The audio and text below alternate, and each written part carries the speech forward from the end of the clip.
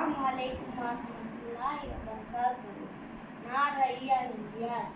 நான் கல் காசியர் நஃபியா ஆண்கள் பாடசாலையில் கல்வி கற்கின்றேன். போஷண உணவு பூம்பகம் பற்றி கூற போகின்றேன்.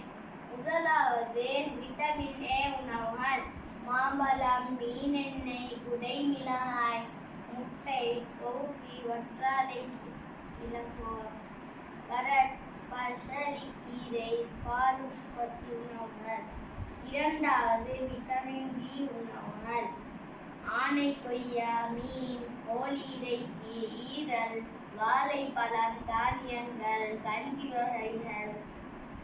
வகை, கடல் உணவுகள், முட்டை.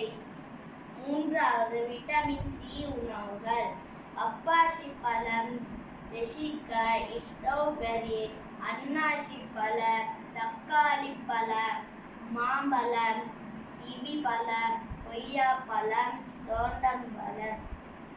நான்காவது கண்களுக்கான விட்டமின் டி உணவுகள்: கரட், பருப்பு வகைகள், முட்டை கோசு, தோட்டம்பழம், சூரியகாந்தி வித்தும் பாதாமும், பூசணிக்காய், காளான், வற்றாழை கிழங்கு, முட்டை, கீரை வகைகள்.